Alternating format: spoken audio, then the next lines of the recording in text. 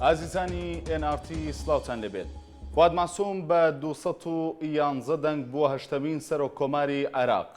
ئەوەی بووە جێی مشتومڕ ئەو ناکۆچی ناو یەکێتی بوو کە لەسەر کاندیدی سەرۆک کۆمار بەڕوونی دەرکەوت. دوجار لە دەرەوەی یەکێتی تاکە کاندیدێک لە نێوان بەرەم ساڵح و فواد معسوومدا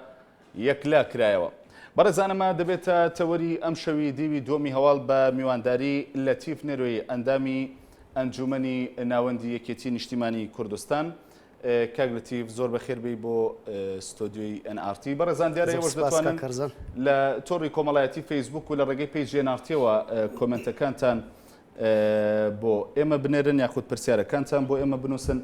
کاک لەتیف بۆ پرسیارە دەست پێ بکەم، یەکێتی بۆچی نەیتوانی بۆ خۆی لە ناو خۆیدا تاکە کاندیدێک یەکلا بکاتەوە؟ بەڵێ سەرەتا بە ناوی ئەنجومەنی ناوەندیەوە گەرمترین پیرۆزبایی ئاراستەی کۆمەڵانی خەڵکی کوردستان و هێز و لایەنە سیاسیەکانی کوردستان هەروەها ئاراستەی هەواڵان و ئەندامان و جەماری یەکێتی نیشتیمانی کوردستان دەکەین. خۆشحاڵین کە یەکێک لە تێک و شەرە دێرینەکانی یەکێتی نیشتیمانی کوردستان و یەکێک لە ئەندامە چالەکەکان یان ئەندامە دڵسوزەکان و یەکێک لە ئەندامانی ئەنجومەن کە بیرروکەی ئەنجومەنی شەر یەکەم جار لای ئەو هەواڵەوە بوو و خۆیشی تا ئێستاش ئەندامی ئەنجومەنی ناوەندیە بۆ بە سەرۆک کۆماری عێراق. واتە توانین بڵێنەمە بەشێک بوو لە تەرحی ئەنجومەنی ناوەند بۆەوەی کە دکتۆر فواد معسووم ببێتە سەرۆک کۆمار؟ نەخێر، بەڵام قسەکانی تۆ وا دەرکەوت. نا، بەڵام خۆشحاڵین کە یەکێک لە ئەندامی ئەنجومەنی ناوەندی یەکێک لە ئەندامی ئۆرگانی ئێمە ببێتە سەرۆک کۆمار. ئەمە بۆ ئێمە مایە خۆشحاڵیە و لە هەمان کاتیش ئێمە خۆشحاڵین بێگومان. بەڵام ئەمە کاندیدێکی دیکە بووە ئەم خۆشحاڵی دەرنابێت. بە هەمان شێوە هەر هەواڵێکی یەکێتی بووە ئێمە پشتگیریمان لێ دەکرد و خۆشحاڵ دەبووین و چونکە تەنها نوێنەری ئەنجومەن نییە و تەنها نوێنەری یەکێتی نییە، بەڵکو نوێنەری هێز و لایەنە سیاسیەکانی کوردستان و نوێنەری گەلی کوردستانە. واتە بەڕە هەر کەسێک بووە بە ڕەزامەندی نوێنەرانی گەلی کوردستان دەگەشتەوە پۆستە بێگومان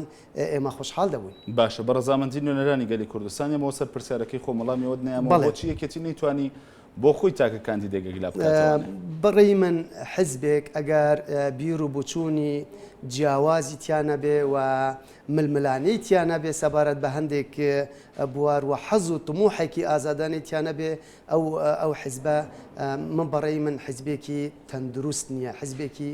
سەردەمانە لەبەرەوە پۆستێکی ئەوە گرنگ تەکلیف لە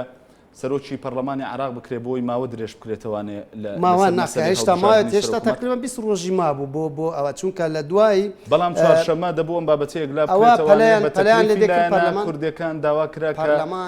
بۆ 24 کاتژمێری داهاتوو پەرلەمان پەلەی دەکرد، بەڵام کات مابوو چونکە کە سەرۆکی پەرلەمان هەڵبژێرێ دوای ئەوە بوو ماوەی مانگێک مەجال هەیە کەسێک ببێتە سەرۆک کۆمەر دێنە سەر ئەبێ ئەگەر دەرفەت بەم بدە بۆچی یەکێتی نەیتوانی.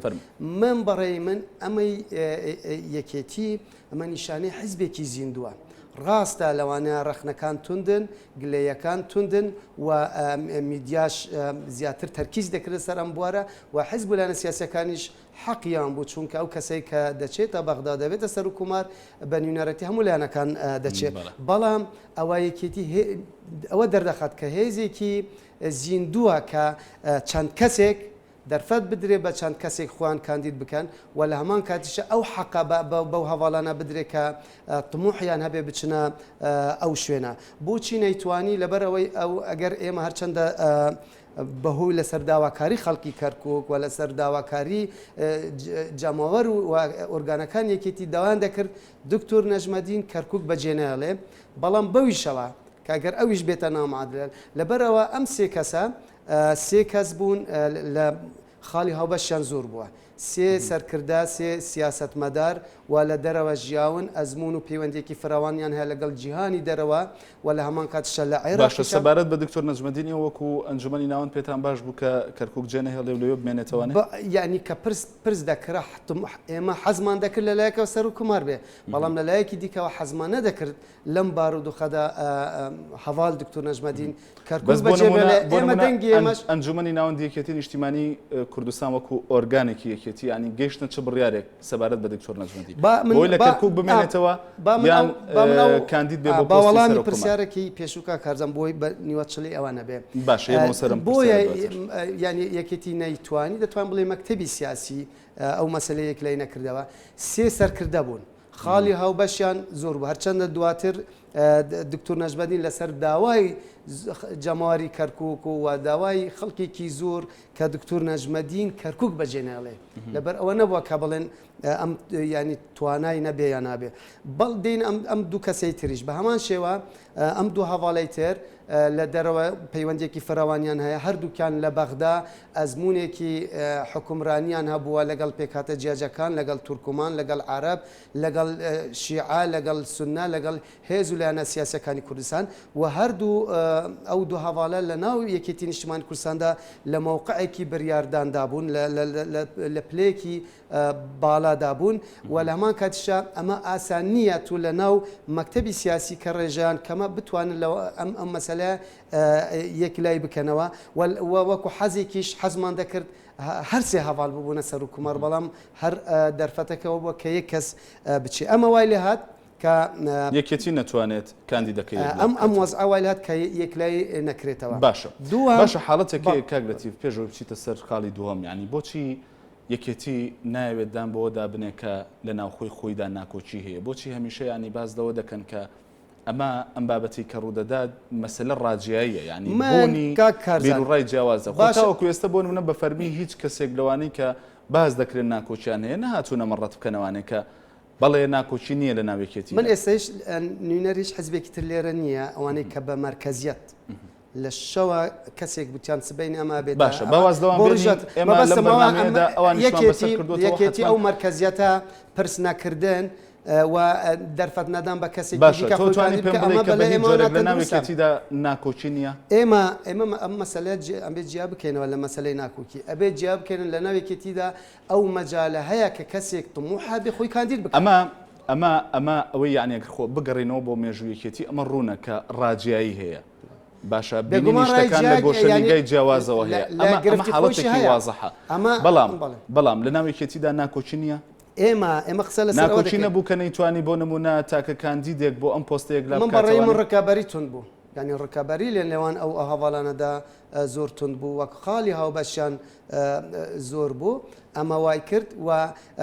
مەوزعەکەش لە زیاتر لە مەکتەبی سیاسی چڕ ببووە باشە بۆ نمونە ئەگەر ڕکابەری توندەکەی ینی لە چیا بوو بۆ نمونە لە نێوان ئەم دوو کەسەدا بوویان لەو دوو ئاراستە جیاوازەی کە دکتۆر بەرهەم و فواد مەعسووم کاندید دەکەن کە دوو هێز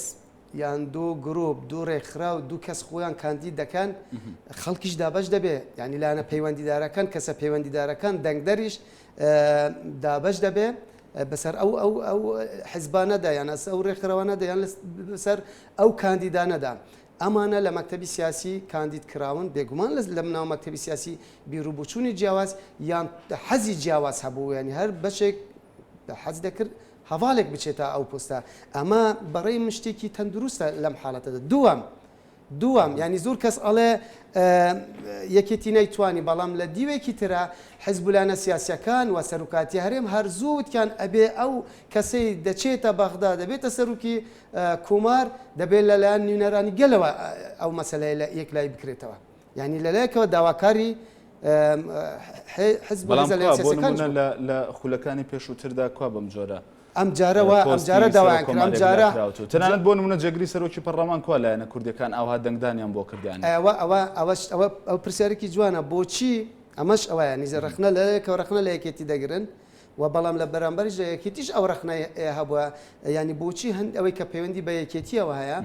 لەلایەن نوێنەرانی گەلاوی بەڵام بوچی ئەمانەی تر ئەمە دێمە سەر ئەوەیانی خۆ ئەوەی کە بوو بەوەی کە لایەنە کوردەکان دەنگ لەسەر ئەم دووکاندی دەبن بۆ یەکلاکردنەوەی مەسەلەی گرفتەکە لە خودی یەکێتی خۆیان بوو بۆی کە نەتوانانی تاکەکانی دێگەگلا بکاتەوە لەلایەکەوە ئێمەش ئەو گلەیەمان هەیە کە کەسێک داهاتن پۆستێکی سیادی هەبێ دەبێ ئەوەش بەڕاوێژ و بە پرس لەگەڵ لایەنەکانی دیکە بێ بەڵام ئەم قسەیە بەنسبە دەکێتەوە ینی قسەی دوای گرفتەکەیە من کە پێشتر قەراری وەڵامی توم نەدا بە تەواتی دووەم پۆستی سەرۆکومار تا ڕادێک جیاوازترە ینی لە پۆستەکانی دیکە پۆستی سەرۆکومار ینی دەبێتە ڕەمزی وڵات و لایەنە معنەویەکەی و لایەنە دەسەڵاتەکەی زیاترە لە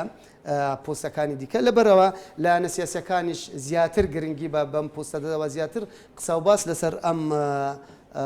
پۆستە بووە. بەڵام من دێمە سەرەوەش ینی ئەو لایەنانەی کە بە مەرکەزیەت بە بێ پرسکردن بە ئۆرگانەکانی تر تەنانەت هەندێک بە بەشێکی قیادەی خۆشیان بەڕێی من ئەوەش ناتەندروستە. یعنی ئەوە زیان و زەرری خۆی هەیە و ئەو کرانەوەش ئەوەی لە ناو یەکێتیشدا هەیە چەند سوودی هەیە بێگومان لە بەرامبەریدا بەشێک لە گرفت و لە کێشە و لە زیانیشی هەیە. بەڵام یەکێتی بڕوای بەوە هەیە کە لە ناو یەکێتیدا یعنی هەواڵان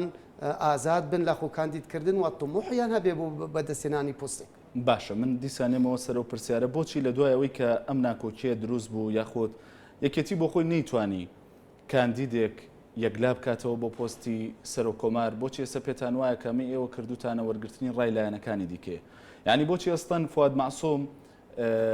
ناوهێنانی وەکو کاندیدی پۆستی سەر و کۆمار یعنی درەنگ کەوت ئەوەی کە پێشتر ناوی دەهێنراتە ناونند لە میدیاکانی یەکێتی خۆشێوانێ تەنیا دکتۆر نەجمەدین کەریم چەند کەسێکی دیکەش هەبوون ناوی دیکە هەبوون بەڵام ناوی فواد معسووم زۆر دواتر هاتە ناو ئەوانەی دیکە دوای پاشگەز بوونەوە ئەو هەواڵانە و پرسیشیان پێکردبوو لەوانەی لە دەرشەوە لە دەرەوەی یەکێتیش پرسیان پێکردبوو و هەندێکیان داواشیان لێکرد کە خوان کاندید بکەن بەڵام ئەمانە پاشەکشان کرد. دکتۆر فواد معسووم ئەو شێکێک بوو لەو سەرکردانەی کە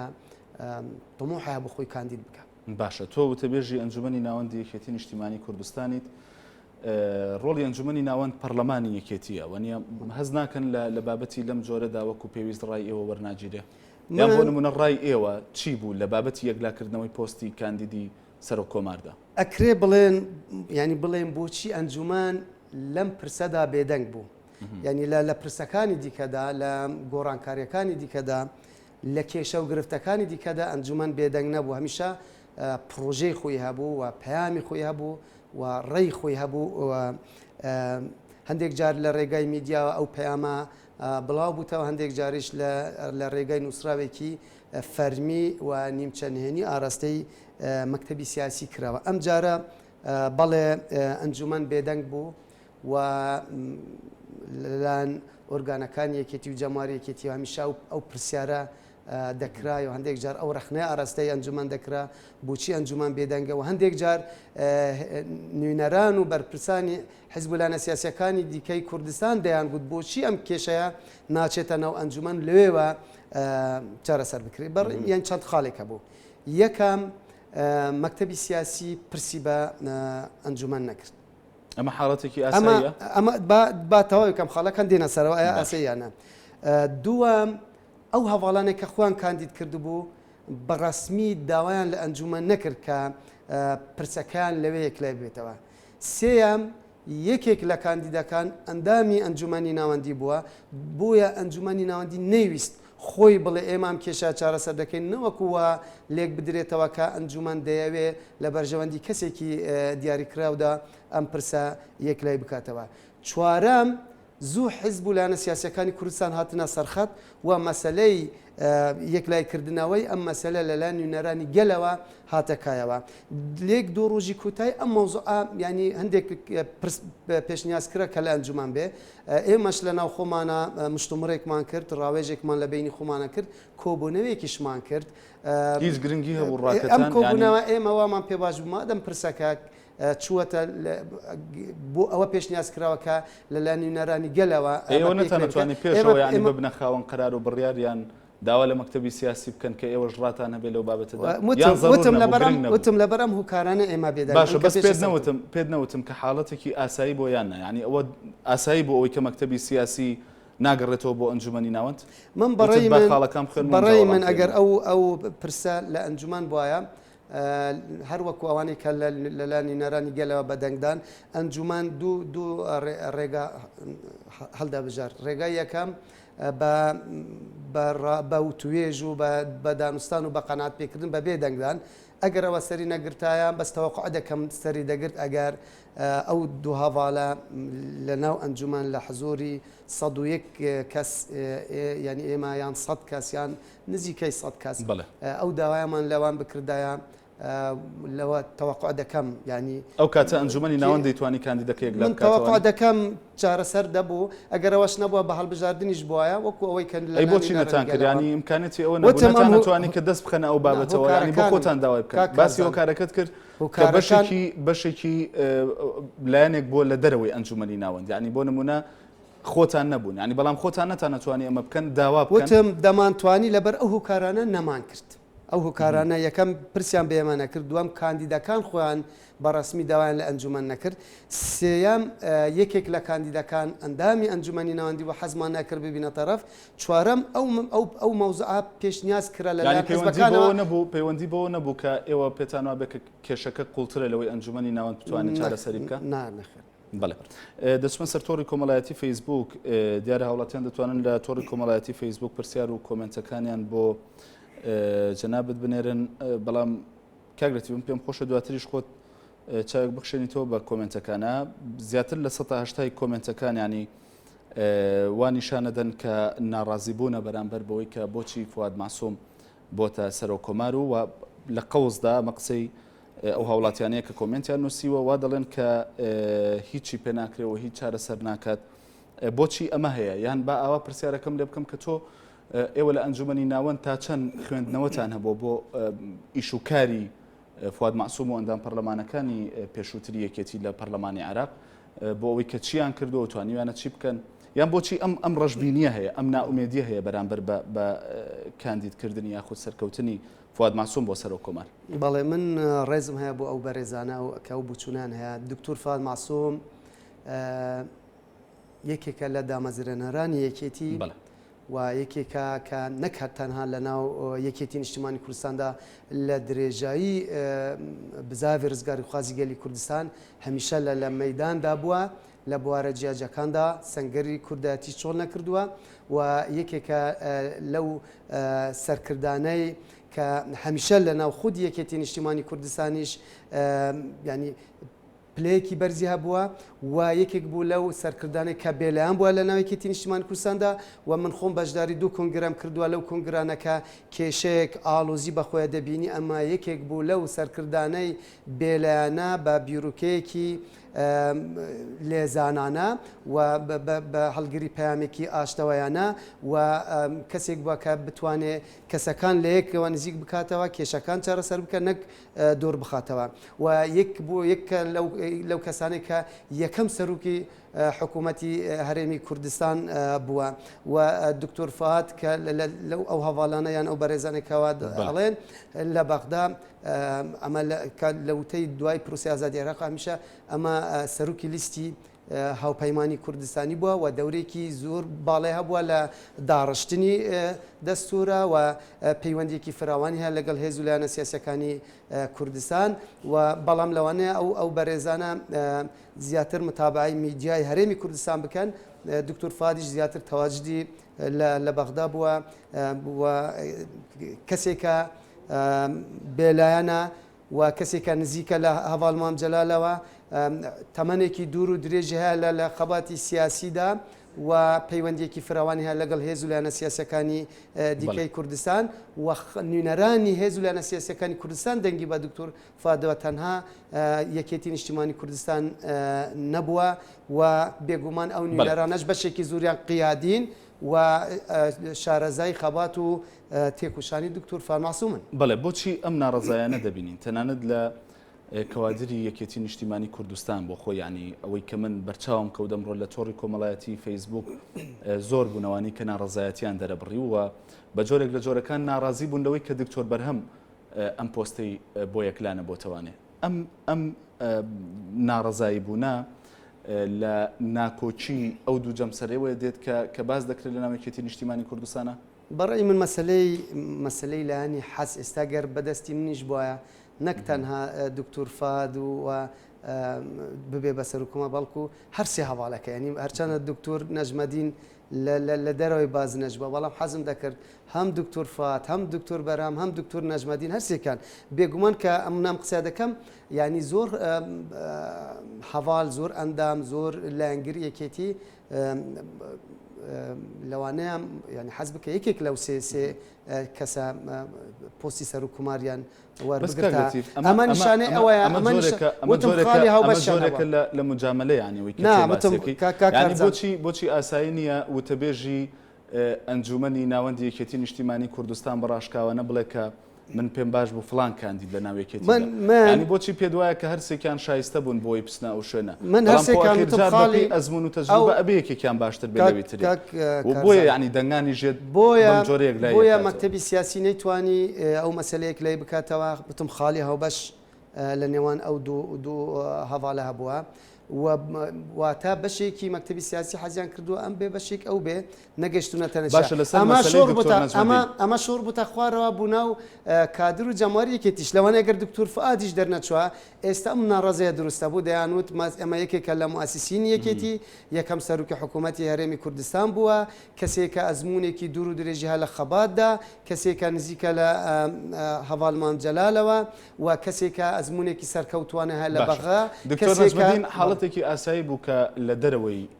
فراکسیۆنەکەتان وەکو یەکێتی نیشتیمانی کوردستان خۆی کاندید کرد وەڵامی ئەو پرسیارم بەرەوانێ و قسێکی دیکە هەبوو لە دیسانەوە وەکو دکمنتێک بۆ قوڵبوونەوەی ناکۆچەکان باز دەکرا ئەگەر دکتۆر بەرهەمیش دەرپچوایە لە نێو دەنگدانی لایەنە کوردەکان لە پەرلەمانی عراق ئەو کات جارێکی تر لە پەرلەمانی عراق دکتۆر نەجمەدین دەبۆ ڕکابەری بۆی دکتۆر بەرهەم ئەو پۆستە بەدەستنێنێت من خۆب کاک کارزان لە چەند شوێنێکی تر چەند سەرچەوەیەکی میدیایش ئەو پرسیاریان لە من کردبوو وەڵامەکەم من لەوە گەشتبین بووم لە دوا ساتە یەک هەواڵی یەکێتی خۆی کاندیدیان دەبوو بە کاندیدی گەلی کورد سەبارەت بە دکتۆر نەجمەدین ئەگەر دکتۆر بەرهەم دەرچوایە لە نێو دەنگدانی لایەنە کوردەکاندا ئەو کات دکتۆر نەجمەدین دەستی لە کار یاخود دەستی لە خۆ کاندیدکردن هەڵدەگرت ئەوە ئەبێ لە دکتۆر نەجمەدین بپرسین بەڵام مەسەلەی دکتۆر وتەبێژی ئەنجومەنی ناوەندی من نازانی کەمە بێ بەقەدەوە زانیاری من نازانم بەڵام یعنی پرس و ڕاو ڕاوێژ و هەوڵەکان بەردەوام بووم بۆ ئەوەی کە دکتۆر نەجمەدین کەستا ئەو قسە دەکەم مەکتەبی سیاسی کە ناوی دکتۆر نەجمەدینی کاندید نەکردووە ئەو معنە نییە کە توانای ئەو پۆستەی نەبووە یان شایستی ئەو پۆستە نەبووە لەبەر ئەوە بووە دکتۆر نەجمەدین توانێتی خزمەتێکی زۆری کەرکک بکە بەڵام ئەرکێکی زۆریشی ماوە کە جێبەجێ بکە و لەسەر داواکاری جەمواری کەرکک و نەکەری جەمواری کەرکک لەسەر داواکاری بەشێکی زۆری کۆمەڵانی خەڵکی کوردستان بە تایبەتی ئەوەی کە سەر بە یەکێتین حەزیان نەدەکرد دکتۆر نەجمەدین کەرکک بەجێ بێڵێ باشە وەکو دوابابەتی بەرنامەکە ڕکابەرێکی چونتە بوو بۆ خۆشت باس لەوە کرد لە نێوان فواد مەعسووم و بەرەم ساڵحدا بۆ پۆستی سەرۆکۆماری عێراق بەڵام دوجار بەرەم ساڵح نەیتوانی ئەو پۆستە بەدەست بهێنێت ئەمە بۆ خۆی گرفت لە ناوێکێتیدا دروست ناکات دەرنەچوونی بەرەم ساڵح بۆ پۆستە من بەڕێی من ئەگەر کەسێکی دیکە بواە لەوانەیە نازم ئەمە ڕێی خۆمی شخصی نێکی ئەنجومانیشە لەوانەیە دکتۆر نەجمەدین دکتۆر بەرهەم بە شێوازێکی دیکە یعنی نیگەرانەکانی زۆرتر بواە بەڵام مادەم دکتۆر فال مەعسوومە من بەڕێی من چونکە هەم پیرۆزبایی لێ کرد هەم پشتگیری دەربڕیکە پشتیوانی حەزەکەمەوە بۆ ڕوون بکەیتەوە ینی بۆ نمونە ئەگەر فواد مەعسووم نەبووە دکتۆر نەجمەدین بووە ڕەنگە و ناڵێ دکتۆر نەجمەدین لەوانەیە بەڵام دکتۆر فات وتم یەکێکە لە دامەزرێنەر یەکێتی تەمەنی هەمووەکو تەمەن تەوقعەکەم ینی دکتۆر بەرهەم دکتۆر فات بە برا گەورەی خۆی بزانێ و هەم تەمەنی خەبات و تێکوشان و ساڵانێکی دوور و درێژ خزمەتی بزوتنەوە ئەگەر ئێستا دکتۆر بەرهەم بە شێوەیەکی ئاسایی وەری بگرێگەر کاندیدێکی دیکە بووە ئاسان وەری ناز ئەڵم لەوانە جیاوازێکەوە بەڵام بۆ دکتۆر فات تەوقعەکەم هەرچەندە هەموو کەسێک کە خۆی کاندیدەکە حەزەکە بۆ سەرکەوێ بەڵام بێگومان کاندیدێک ڕکەبەرێک جیاوازە لە ڕکەبەرێکی بەڵێ زۆر سوپاس بۆ لەتیف نێروێیی وتەبێژی ئەنجومەنی ناوەندی یەکێتی نیشتیمانی کوردستان سوپاس دەکەم کە ئەمشەو میوانی دیوی دووەمی هەواڵ زۆر سوپاس بێش ئازیزانی ناوتی زۆر سپاس بۆ ئێوەش کە تاوەکو ئێستا بینەری بەرنامەکە بوون. سپاسدانەکەم بۆ سەرنج و کۆمنت و پرسیارەکانتان لە تۆڕی کۆمەڵایەتی فەیسبوک. تا بەرنامێکی دیکە هەر شاد بن.